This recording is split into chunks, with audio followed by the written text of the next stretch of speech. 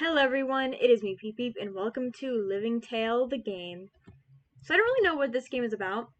It's just a demo, but I thought I should read off the description for the game, the summary basically. So here it is.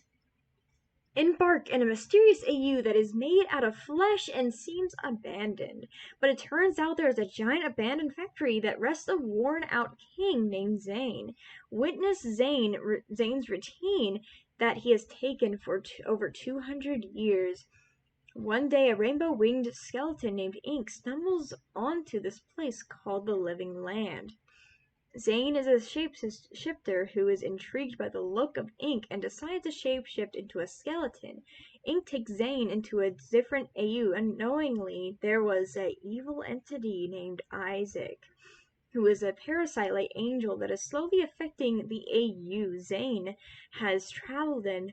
From there, the false angel ends up absorbing into Ink's known as Isaac. Isaac goes around infecting other AUs and making an army of his own to take the multiverse. It's up to Zane and other surviving characters to save what is left of the multiverse. So, sounds very cool. There's also voice acting. I don't know why I can't speak that well today. Voice acting in this game. So, I guess we'll just have to see how everything goes. So, let's start the game. Silence. Hopefully my thing doesn't echo because my headphones are really loud today. For some reason, I don't know why. I have it really low, so I don't know. Nothing but silence. Unwelcoming silence is what greets you to this world that is found disturbing only by your kind. Okay, I don't know if this person's going to speak the whole time, but I will give, how I feel about it throughout it. Why is this kind of silence so disturbing anyways? Is it the fear of the unknown? Is that really that scary to your kind? Yes. What am I saying? Of course that is scary. I love the voice. I wonder who this is supposed to be. Not knowing what is going on can be terrifying to any kind of being that has some sentience. You do have sentience, right? Well... Don't answer that one. It's a trick question. Doesn't matter how, nor it ever will through this mess of a story. I guess so. Oh, that's right, the story. That's why your kind even bothers to listen to me. Your kind is always fascinated by storytelling. Who doesn't want to hear a story? I don't remember if I've told this tale before, but might as well tell it again. Ooh, I'm intrigued. Let's go. Sometimes I tell it differently. A question that I myself still ponder. What is considered living? Is it having soul? Or is it having the ability to grow? What if it's neither? A monster like me should know this answer, but after experiencing this tale, I'm not sure myself. I just realized that whoever's speaking, they don't have periods. Oh. Yes, I am a monster. A monster named Reaper. Fear not. I may be the Grim Reaper. However, death has not called upon you yet. Oh, the art style is so nice. I am only here to have a little I am only here to have a little conversation. Though, from your state, it will be one-sided. He kept talking, even though I didn't move on, which I thought was kind of weird. This is the story of Livingtale. Ooh. Oh. Is he not going to say anything now? Into a land that is painted with shades of red of various unknown varieties. The strands of red seem to be intertwining within itself, almost as if it was tangled up in a ball of yarn. Ooh. unless there is music, I just can't really hear it because my thing's... There is music. The gloss from the gave of the misconception of the raw flesh that was exposed out in the open. Ooh, the music's nice. I like it. As you look out into the land, you see sprouts of the intertwined, textured, reassembled barks of a wilted tree, decorated with an assortment of hollowed-out birds' skull. Some of them have two, most having one. There seem to be multiple of these flesh-like trees scattered through the deserted land. The land itself seemed to be in agony without a way to call out its pain. It lay silent under the warm orange sky, a living and barren wasteland that homed massed trees, spiked bushes that had the consistency of sandpaper, and bizarre purple mushrooms with frozen eyes, staring but never blinking. This place you may call hell or a rotten landscape. However, this place is a home to others that are no longer with us. One may say this land is just a graveyard, a dead land. That would be correct if there wasn't at least one confirmed resident residing in one of the only structurally sound buildings, surrounded by massed trees, decaying mushrooms, and spiked bushes. This sounds so cool. I love how descriptive and amazing it is with the environment. It just feels really good. Whoever wrote this just knows how to write stuff. I just feel like I'm here, and I don't know. I just love when games do this, and I feel like whoever did this was really good. Oh, I didn't mean to do that. The building was rusted. The building was a rusted factory that stood upon a hill, looking down upon a abandoned village that was burned down to the core, leaving small remains of life that was once flourished. Cherry blossom trees slightly decorate around the scorched village, almost as if the trees were never touched by the flames. Overgrown, exposed flesh wrap around the forgotten 1,200-foot tall factory, decorated with rusted pipes that haven't been in use for decades. The gates appear to be wide open, allowing someone to walk into the abandoned structure freely. Do you wish to enter inside? I want to go inside. You walk closer to the entrance. Huh, that's odd. Shaking it off, you continue walking toward the entrance. You feel ill, not being able to keep your eyes open. Fading to complete darkness, your body can't move, but you can still hear every sound around. Is that footsteps? You could hear echoed footsteps approaching closer. They seem somewhat offbeat, as if the person walked in a clumsy pattern. Out steps a freakishly tall person, sporting a sun-bleached punk rock t-shirt, spiked bracelets on each arm, Frankenstein-stitched pants. A dirty maroon scarf with a golden alien headpin, and to top it all off, a long and sharp crown that rested on top of a TV monitor. A long, thin tail sways low to the ground. Seems like a heavy, bony axe has grown on the tip of the tail. The screen appears to have dimmed over time, not being able to show the same amount of color as it once had before. Ashy claw-like hands fiddle close to the king's chest as they walked outside the rustic factory. Standing out in the hot sun, the king shakes his head like a dog and walks on, heading towards a fleshy tree.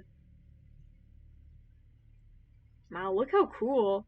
He proceeds to lean on a fleshy tree with a bird-like skull attached to the tip of it.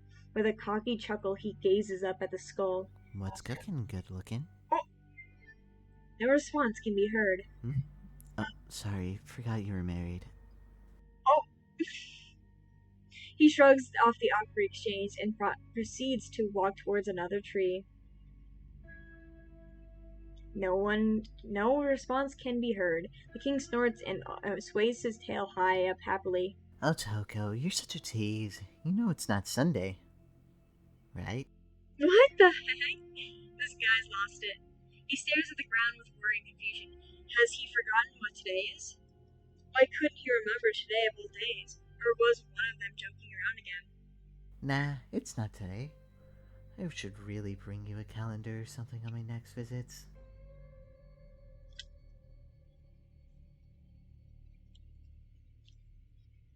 Another tree is laid on the flesh-textured floor. This one in particular seems to have been attacked by some creature. In a state of sorrow, the lanky TV-head person kneels down, mourning over the damaged tree. Bunches of sakura flowers poured out of the root of the mashed bark. No, not another one. Please, I can't lose you. Did they get to you again? This is so interesting.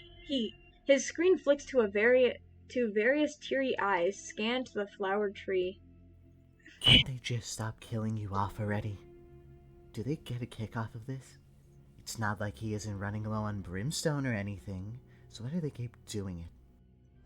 He scuffs and looks up to the warm, muddied sky, searching for anyone spying on him and the trees up above. Nothing. Just the hot beaming suns lighting up the endless graveyard that is the TV-headed king's home. He was expecting to find a dreaded beast in the sky. With a quiet sigh, he turns his attention back to the damaged tree. Don't worry, little one. Your king will use his funny magic again. Just need to do something first. I hope you understand. He gently caresses one of the blooms as he plucks a metal from the bloom and roughly pockets it. Sorry if that hurt. Though, not sure how you would feel that since you're, dead. He tries to laugh off his poorly timed joke, but he didn't try hard to cover his fake laugh. I miss your voice. He caresses the exposed root of the tree with the tips of his dirtied fingers. Getting carried away from the caressing, the king stays in place a little too long for comfort. Didn't you need to fix something, Mr. King? Wasn't I? Oh yeah, let me get you fixed up, little one. Pulling out the bag of brimstone, he takes a look at the damaged tree. The bag didn't have many stones left, only 4 were remaining out of the pack of the 20 pack. Here, the king has your back. Or, body? Stump? Sure, stump. Popping open the bag, he clumsily tries to take out a stone. Some of the brimstone sprinkles onto the floor as it grabs a large chunk of the remaining stone, gripping onto the stone in an unnecessary amount of strength. Crushing the stone cores of 1,000 suns, the stone became nothing but dust on the sun. A spark of flame flickered on his fingers, the flame grows larger as it engulfs his hand. His screen corrupts with various distorted images. With his right hand, he reaches his hand over and grabs a pedal that was cruelly shoved in his back pocket. He clapped his hands together, fusing both of the flames and the petals together in a dark roaring fire. The petal burns away as the king digs his burning claw into the base of what is left of the dying tree. The tree sparks into flames as it begins to regenerate its meaty roots. The roots intertwine within each other as it forms back into its original state. A small bird skull grows from the end tip of its newly formed tree. The king pulls back from the tree as the flames fade away. There you go, much better, isn't it? Just give it some time and that cute head of yours will be as big as ever. He pets the tree with a smile, wagging his long axe-like tail like a puppy. So cute. The king keeps traveling on the fleshy landscape, saying a friendly hello to every tree that he stumbles on by. Walking for a long while, the factory could no longer be seen over the horizon. A long flat strip could be seen just right up the king's travels. Is he already playing as the king? I'm confused. Was that concrete? Yes, it was. The ground suddenly cuts off to smooth concrete. There was not a single crack on the ground or resemblance to the fleshy graveyard that was right next to it. The trees do not seem to be growing from the concrete. It's been a while since I've reached here. Looks like the king might actually find more people for his kingdom. His tail wags as he starts walking to the plain open field. Walking and walking. He just keeps walking forward. Where is he even going? I wasn't noticeable at first, but it was already getting dark. Whoa. There way beyond the flat gray concrete rested a trimmed grass field. Finally something other than the blank void. A little more of a small sky blue house can be spotted. The bright rainbow sign illuminated the small house under the dark and warm sky. Something felt very uncomfortable, almost as if someone or something was telling the king to go back home. A muzzled buzzing could be heard. The king ignored the buzzing and walked forward. Elongated figures peeked out from the roof of the house. Sinister eyes lurked behind the small, childlike house. Ooh, cool. The king, I read the scarf part first. The king looked up at the lanky creature as he tugged on his own scarf. Did you defeat the Babalotus? I hate when that happens. I'm like, I'm gonna read it. The voice is really cool though. The creature asked, turning its head upside down. The king rubbed his arm as if he was a child who got in trouble. Hey, how's it going? It's been a while. He asked with a wagging tail, finally someone who can actually talk back. The king tilts his head, waiting for an answer. Did you defeat the Babalotus? The creature repeats itself with the same exact tone, almost as if it was mocking the king. Can't you say anything else, or are you gonna just ignore the king? He huffs like a child. Please, I came all the way down here for a chit-chat. Now, let's have a chit-chat, you broken chitty-chat-chat box. Did you defeat the Babalotus? It must be very important to defeat that thing. The king grounds. Grounds? The king grounds and face palms. You mean, is it like groans or something? Groans? The king groans and face palms his screen with a nice donk. No, not yet. The king has already told you that he isn't able to do it on his own. The creature chuckles and sinks his body back into the back of the house slowly. Goodbye. The crowned one panics, rushing over to the house. No, wait, please, don't go yet. I still want to talk. The king tries to grab his arm and pull him back. Please. Don't leave me here alone. The creature doesn't bat an eye and stretches away. The king holds on, getting dragged by the creature. Please stay. Aww. The king lets go of his arm in defeat. Isn't that sad? The creature completely sucks back into the back of the house. The gaping hole is quickly filled up with a sticky purple gummy goo. Ew. Blocking the only entrance to the mini house. The king hard stops running before hitting the purple slime. Shit. He just stands there not knowing what to do next. There was no one there anymore. With a half-fast sigh, he heads back to his home. Placing his zombie claw-like hands in his pocket, he kicks a small pebble on the ground floor. Quickly making past the flat gray field under a few minutes, he makes it back to the living land. It was getting really dark outside, and he still had ways to go. As the king was cooling off, he stares at his hand. Snapping his fingers, the hands flared up in a maroon flame. Oh, so cool. He shakes his hand to a soft, light pink paw.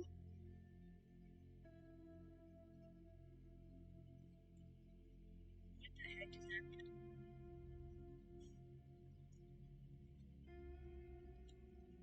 Snapping his fingers, the left hand flared up in a maroon flame.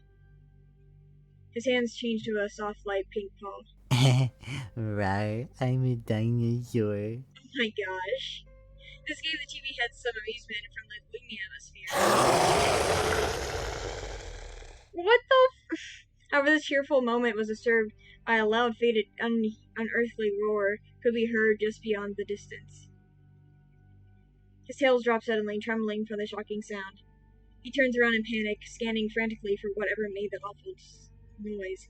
Not too far from within the fleshy, living land spots a 30-foot tall boar-like creature with 6 legs. Ooze was dripping out of one side of the infected pores, a revoluting pig-like beast. The Babalotus? Oh no.